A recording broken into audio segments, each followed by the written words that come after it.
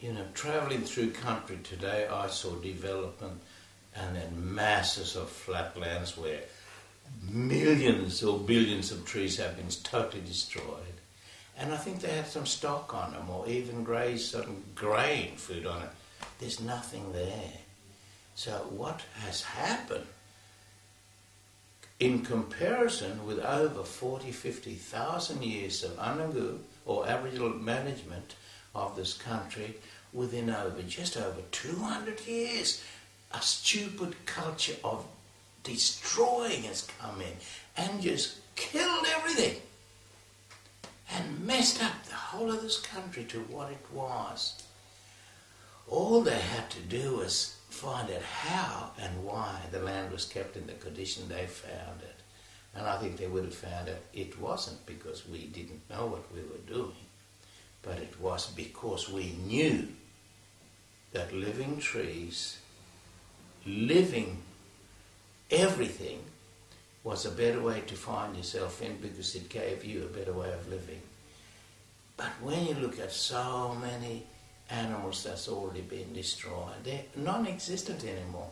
So many birds that's been destroyed, they're not in existence anymore. So many plants that once was, is no more. You name it, we've lost so many species of every creature you can think about. Oh, it's unreal. Just what we've allowed to be destroyed. They're finished forever. There's a sign, if we don't pull up and do something about it, we are going to kill ourselves. It's as simple as that. You always look at history if you want to know if there's a future for your people. What are we leaving for our children and their children's children? We should be ashamed of ourselves of the destruction that has occurred just a little bit over the last 200 years to what was there, maintained and looked after for the many thousands by the indigenous nations that looked after everything. We can easily make the difference by starting to care for the environment, caring for country, and ask Aboriginal people, how did you do it? And listen and start developing our relationship as Amob did, your family to everything else that is living, and really start caring for everything that is out there as other family members who have rights to everything they need to have rights to live a healthy life in which they find themselves growing, whether it be the tree, whether it be animals, whether it be reptile, whether it be birds, you name it, they have the same right as we have. And if we could just believe that to the level that we can do something about it. It's good to think about it. It's better to talk about it. But the best thing you can possibly do is do something, action it. Action the right thing that's need to be actioned, and we will all have something to hand down to our great, great, great grandchildren that we can be, at the moment, at this point, we should be ashamed of ourselves. Us old people today should be ashamed of ourselves at the destruction and mess we have with us today. And we're supposed to be caretakers, not killers of our environment. We are caretakers for our children's children, and we should realise that to the degree that we will really take stock of what we do every day and make sure we start caring for the environment so that it will show our great, great, great grandchildren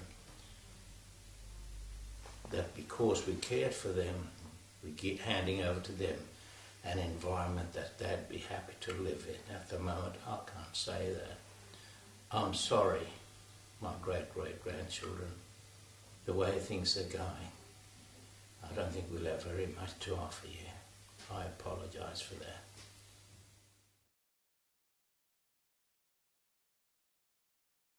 With you mentioned having a sense of belonging and understanding indigenous culture in order to make peace with the land.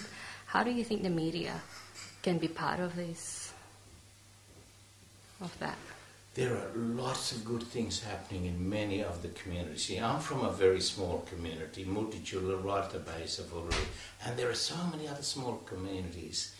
And what we like to do is live on our own land. And the media can pick up the positive stories that has been proven when everyone lives in these small family plots, or what we call homeland, or small communities with a combination of relatives, that they do look after each other, and the health gets better, the kids' schooling gets better.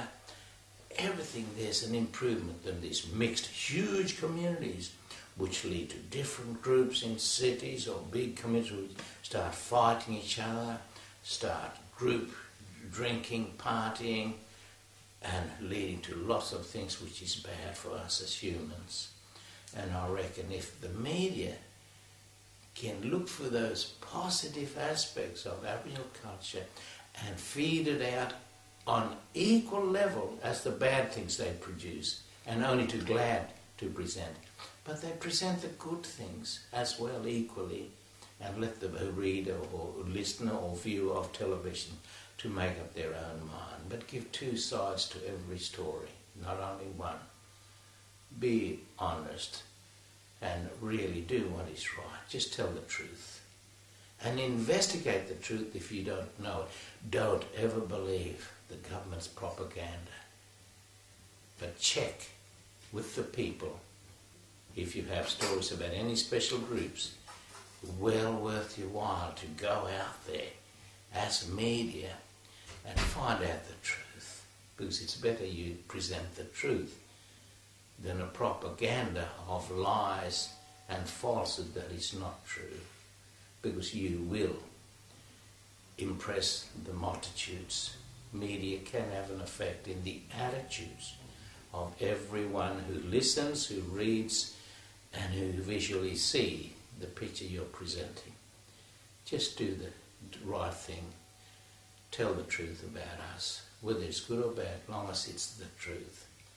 And give us to have say about our culture and the situation that's being presented in our community. I reckon if medias do that, the media will be doing the right thing.